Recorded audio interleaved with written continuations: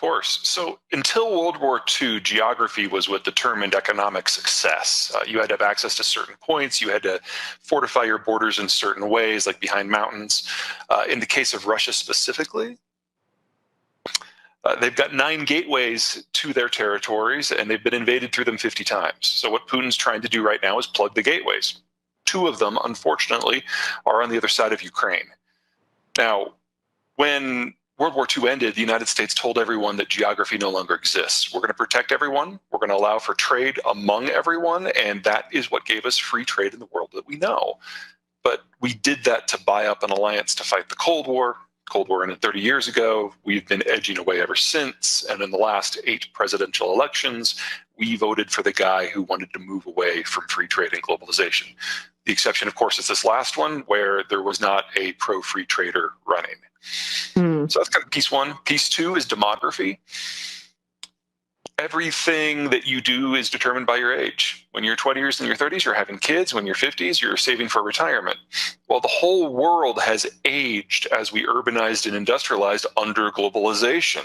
Well, 70 years on, we now have a number of countries, Russia included, that has more people in their 60s than their 50s, than their 40s, than their 30s, and their teens. So the return to geography explains the why of what Russia's doing, and its collapsing demography explains the why now. If they don't do it now, they'll never be able to. Yeah, but you know, closing off their borders, I mean, where was the threat of invasion? Who was invading? Today there isn't one, but like I said, they've been invaded 50 times, and they know if they don't plug those gaps now, they will lack the military to do it in the future. They're just preparing for the next major conflagration, because they know next time they won't be able to fight a general war. A calculated decision that they're vulnerable? A calculated decision, and all the rhetoric that he has used in the last week, he has used before. It's just been a while. He had some rather colorful things to say about the Chechens when he first became president back in the early 2000s. Anything for you? Actually, in my second book, The Absent Superpower, there's a whole chapter called The Twilight War on Russia doing exactly this, as well as the next 5 countries that he's going to invade, which I think we can look forward to later this year. So you don't think this will stop at Ukraine? No, absolutely not. He's not going to stop until he plugs all 9 of the gateways, and even if he secures Ukraine totally, he still needs to move further. Moldova, Romania, Poland, Estonia, Latvia, Lithuania. He'll need parts or all of them. Nobody expected Ukraine to fall within a month. They did what they call some thunder runs, thinking they might get lucky on Kiev. That failed. They're now fighting this Russian style with heavy artillery until the city is leveled. They're going to do that over and over again. It's going to take them over a month. Probably no more than 6, though. Then there'll be an insurgency. The Russians know how to deal with that as well. So from the Russian point of view, sure, this hasn't been all sunshine and chocolate, but it's kind of par for the course for how they fight wars. The sanctions did surprise him. The sanctions surprised me. I think the sanctions have surprised everyone. I don't think anyone thought the Europeans were going to get this stiff-backed so quickly. And he was certainly thinking that he was going to have more time and more flexibility. And I don't mean to suggest he's done. If you look at the pipeline infrastructure going from Russia to Europe, there are a couple of undersea pipelines that no one can disrupt, that you don't have to get insurance from. You don't have to worry about a shipper or a Ukrainian sapper. They're going to be the last ones to go. And the only way they'll go is if the Turks and the Germans directly sanction those projects. That's the only weak point they have. So we're going to be moving into an era here within a month where the Russians can directly and accurately go to Berlin and go to Ankara and say, look, we can leave the lights on for you, but everyone else is screwed. There's a price, of course, bag at this point. We're going to lose 5 million barrels per day of Urals crude within the next few weeks, and somewhere between 5 and 10 BCF of natural gas going to Europe. We're going to have a food crisis by the 4th quarter because the world's largest wheat exporter just invaded the 5th largest one. There isn't going to be any planting season in Ukraine this year. We have a phosphate fertilizer shortage because of what's going on in China. Because of natural gas prices, we now have a global nitrogen fertilizer shortage.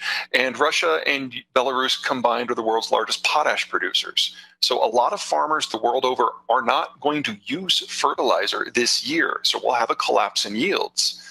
That is how a famine begins. Global wheat stores are less than 5 weeks of usage. conservatively, between what's going on in Russia and Ukraine and what's going on in the fertilizer markets, the price of wheat between now and the end of the year is going to quadruple. The reference that Jacob made about what happened in the Middle East was when in one region it tripled. We're talking a global quadrupling. In the places that are more exposed to these producers, it'll be significantly worse. So yes, some degree of political unrest that is significantly worse than anything that we have seen with the Arab Spring is baked in now for the entirety of the Middle East. I'd also be a little bit worried about India and Pakistan. I'm horrified about what's going to happen in China because China is facing a complete food cycle collapse because of the combination of African swine flu and now what's happening with the Russians. Crash, So is that what you said? 3 years ago, the Chinese were infected with African swine fever, and they ended up culling more of their hogs than the world's commercial farms have. They're now trying to rebuild it, but almost all the people who came in to rebuild have no experience in farming, and they have never gotten rid of African swine fever. So when you want to build up a herd of hogs that are in the tens of the millions, there isn't enough fodder. So what the Chinese have been doing is buying food from everywhere, even things that are wildly inappropriate, not just corn from Iowa, but broken rice from India, and even food grade wheat, like croissant grade wheat from France, anything they can find. That's what's drawn everything down. Mm. And it's all going to be wasted because they never got rid of the disease in the first place. So the Chinese have decided that all that is left, the only thing they can guarantee is rice. So they've pulled all the phosphate off the market, phosphate that the rest of the world needs for other fertilizer. So we're going on to a mono-food system in the world's single largest population with an economy that is dependent upon globalization, and globalization is going away. There's no way this ends well for the Chinese. It's absolutely a political risk, and I'm not sure that they do have the tools anymore. They might have them on paper. They might actually have the policies in place. They may even have the infrastructure. But one of the things we've learned about Xi in the last year is he's become so paranoid and insular, and he's literally shot the messenger so many times that no one wants to bring him bad news. So I think the best example of that manifesting as policy is the power outages that started last May. Best guess, he didn't find out about them until September. We didn't get our first real policy to deal with them until 2 weeks ago. And if you've got a one-man shop, a cult of personality, and the bureaucrats are afraid to bring clashing policy priorities back to the boss, the whole thing breaks down. We're certainly seeing that with their COVID policy. And of course, it doesn't help that their vaccine doesn't really work. Talk about a destabilizing factor for the global economy. What can we imagine what the financial implications are from that?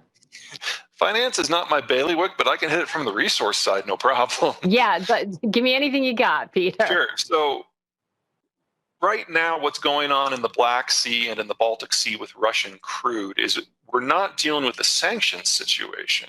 What we're dealing with is whenever a country shoots at civilian shipping, as Russia has done, every maritime indemnity insurance for every vessel is null and void. So the vessels have to vacate. So we have seen probably 3.5 million barrels of Urals crude a day for the last 3 days just not get picked up. Yeah. It's not a boycott. It's not sanctions. It's insurance companies and shippers and ship captains just refusing to go there at all. And as long as this is a hot war, this is where it's going to be.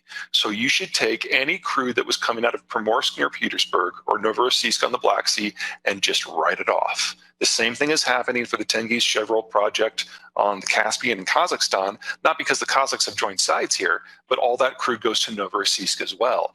No one's picking it up, so it's all backing up in the pipelines.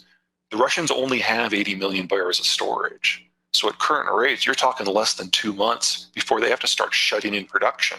Yeah. The last time they shut in production, it took them 30 years to bring it back online. So we're not talking here about Urals going away for a week or a month. We're talking years, taking the single largest crude grade in the world and just removing it. 5% drop, we haven't seen that in relative terms since World War II. Yeah. And if you are in Europe and you were the primary user of Urals, you now have to get crude somewhere else. The next best bet for them is West Africa because they're all former colonies and there's a security and political and economic relationship. They can do that. They can pull that off. But that means none of it's going to China. So China is kind of the last man in the kick line here for all the resources disruptions that are happening, all the energy disruptions, all the food disruptions. They gave Russia, from Russia's point of view, a blank check, and now they're having to cash it, and it is not going to end well.